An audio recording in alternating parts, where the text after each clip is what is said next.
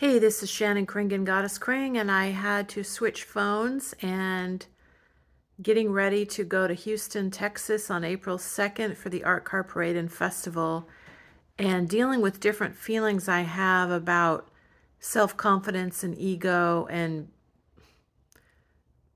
feeling like I've wasted a lot of my talent, but that's kind of a negative way to see it. I'm just learning as I go. Instead of being afraid of failure, it seems to me that I'm more afraid of success. I'm more afraid of people thinking I'm an egomaniac and being jealous of me and not liking me than I am afraid of embarrassing myself and making a fool out of myself and discovering that I'm not as talented as I wish that I was, because I don't really want to judge my talent, but I will say that I wasted a lot of time putting myself down and apologizing for myself in a lot of my old Goddess Kring videos from public access. And it's true, I'm probably not as brilliant as I wish that I was as an artist, but it's not my job. Like, I have to get out of my own way and I have to just do my best. Like in high school, when I would win a tennis match, I would always feel guilty after I won the tennis match. So it's kind of like if I do well at something, and then other people are jealous of me, it really bothers me. Instead of, I want to inspire people. And if I do well at something and someone else is jealous, that's their choice. I find myself feeling jealous of other people sometimes, and that's a waste of energy. It's better to feel inspired by somebody. And if you feel jealous of somebody, it's an indication that you want to do something that they're doing, so that maybe you should put yourself out there more and do whatever it is that you're jealous of other people for doing, and do more of it. So maybe that's part of being a Scorpio. I don't know, that I'm very conscious of when I feel jealous or when other people feel jealous of me. It really makes me uncomfortable. And I feel like I have to apologize when I do well at something. Like it's as if it's shameful to be too successful. And, if you show off, it's egotistical. And instead of, if you're doing your best, like when Tom Petty got on stage and he sang a song and did it his best and everyone clapped for him, did I feel like, oh, how self-centered of Tom Petty? No, I thought, thank you, Tom, for sharing your beautiful voice with us. So there's a difference between sort of showing off in an egotistical way and just simply doing your best. And a lot of people get criticized when they're successful.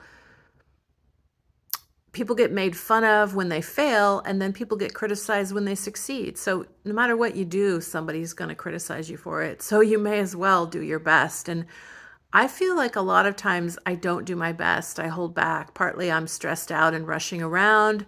It's like I'm so afraid of being a perfectionist that I'm too far in the other direction of not really doing my best and being a little lazy about that. So I'm just aware of these things. Like, I'm really happy I'm in the Seattle magazine, but when I read the article, I think, oh God, I wish that I could be taken more seriously. But then again, I've done a lot of fringe things in my life, and I am a self-taught artist, even though I studied design and took art history and all of that. I do my own style, my own Shannon Kringen style, Goddess Kring style, with my music, my poetry, my painting, my music, my photography, my art car, everything.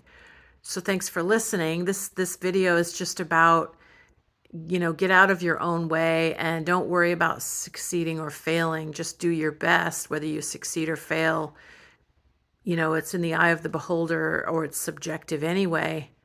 I was just watching a documentary about Neil Young, and I love one of my favorite songwriters, Neil Young, and I love that he does all different kinds of music, and people tried to pigeonhole him, including his record label, about doing a certain kind of Neil Young style that he was supposed to stick with, and he wanted to break free, and he did his own thing. And I love his solo acoustic work, as well as his Crazy Horse raunchy rock and roll, as well as the soundtrack to the movie Dead Man. Just very beautiful, haunting melodies. And I'm just thinking of him as an inspiration in terms of having the freedom and the audacity to fully do what he wants and ignore people who criticize him. Just one example, and Tom Petty and Tori Amos, they inspire me because they are both very strong in their vision. And even though Tom Petty's no longer with us, rest in peace, Tom Petty widens my jetty. So I'm excited about all the new music Dave Flowers and I did. It's going to be on Bandcamp very soon and Interactive Jack Records. And I'm leaving for Houston, Texas for the Art Car Parade and Festival, April 2nd. we'll keep you posted on that. Thanks for listening. This is Shannon Kringen, Goddess Kring, and the Seattle Magazine. I will be in the magazine on the website within the next month, and it's already in print. Yeah, the current issue of Seattle Magazine, the March/April. It's the one that is the blue cover that says, "Won't you be my neighbor" on the cover. Thank you to Brad Holden for interviewing me for that. It's called The Performance Art of Goddess Kring. So bye for now.